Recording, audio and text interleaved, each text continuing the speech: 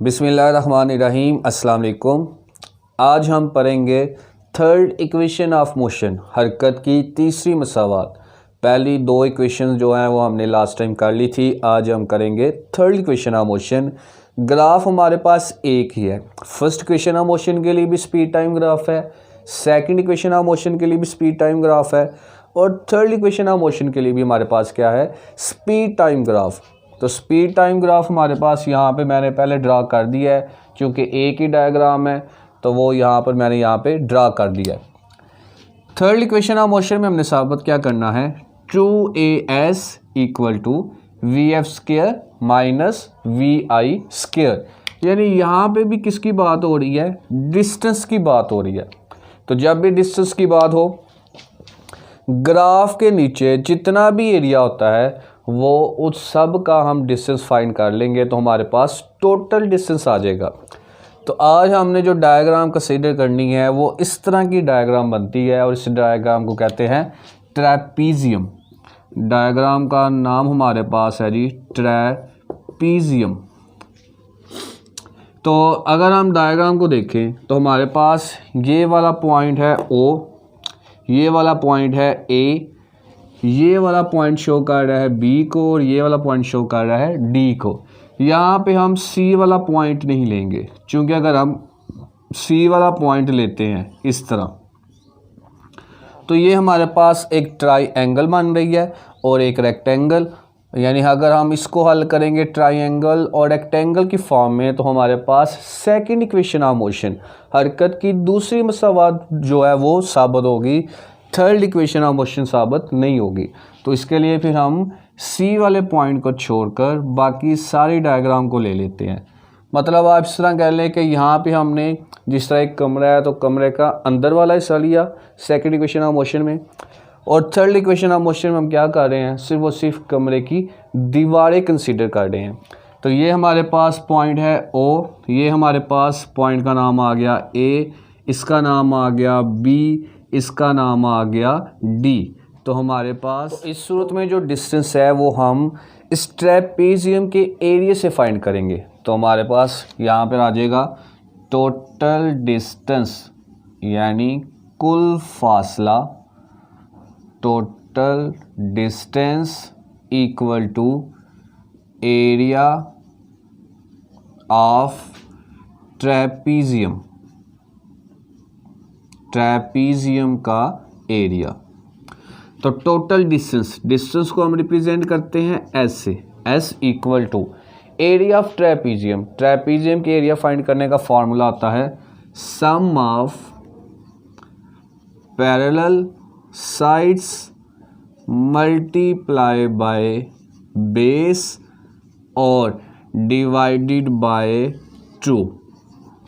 ये 2 यहाँ पे क्या हो रहा है, डिवाइड, इधर आकर मल्टीप्लाई हो जाएगा, तो हमारे पास आ जाएगा 2s इक्वल टू आ गया जी सम ऑफ पैरेलल साइड्स। तो इस डायग्राम में देखें हमारे पास पैरेलल साइड कौन कौन सी बन रही हैं, OA एंड BD।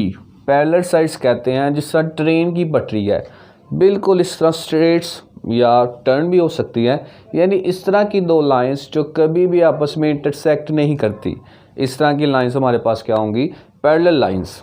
तो यहाँ पे पैरेलल कौन कौन सी आ गई, OA and BD।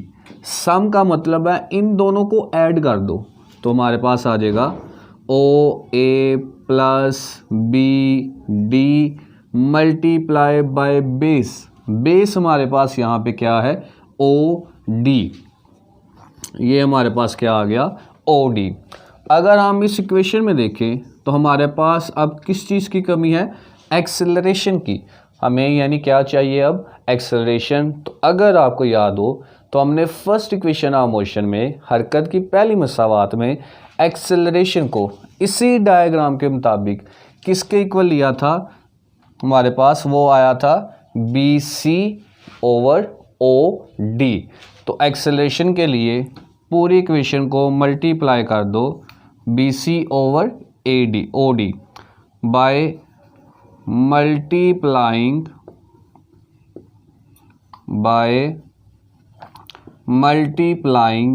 with BC upon O D, B C over O D से इस सब को मल्टीप्लाई कर दो तो हमारे पास आ जाएगा 2s multiply B C upon O D equal to O A plus B D multiply by O D, और किससे मल्टीप्लाई करना है इसको भी, B C upon O D से कट गया।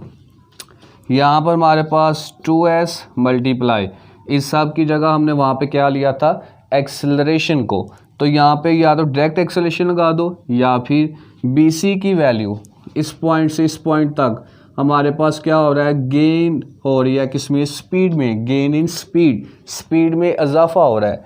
तो bc की जगह आ गया at डिवाइडेड बाय ओडी पे हमने किसको लिया हुआ है, टाइम को, तो ये यहाँ पर क्या आ जाएगा t।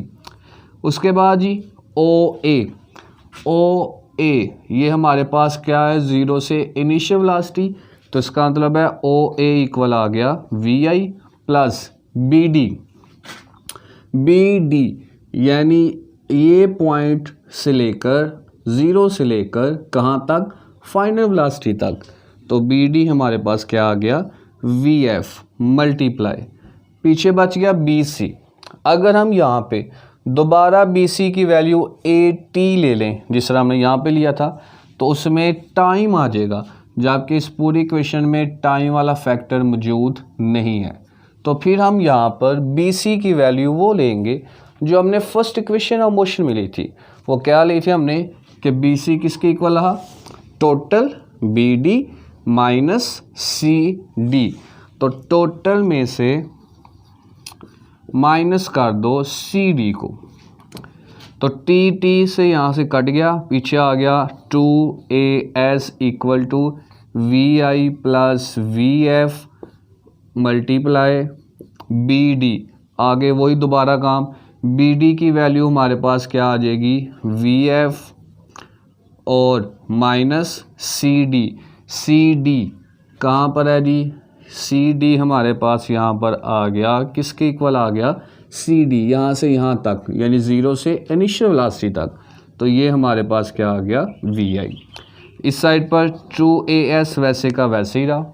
इस साइड पर फॉर्मूला लग रहा है कौन सा, a plus B into A minus B which is equal to a का स्क्वायर माइनस b का स्क्वायर, तो यहाँ पे हमारे पास आ जाएगा V F square minus V I square, यानी पहले प्लस वाली अमाउंट का स्क्वायर माइनस, तो उसके बाद सेकंड जो माइनस वाली अमाउंट है उसका स्क्वायर।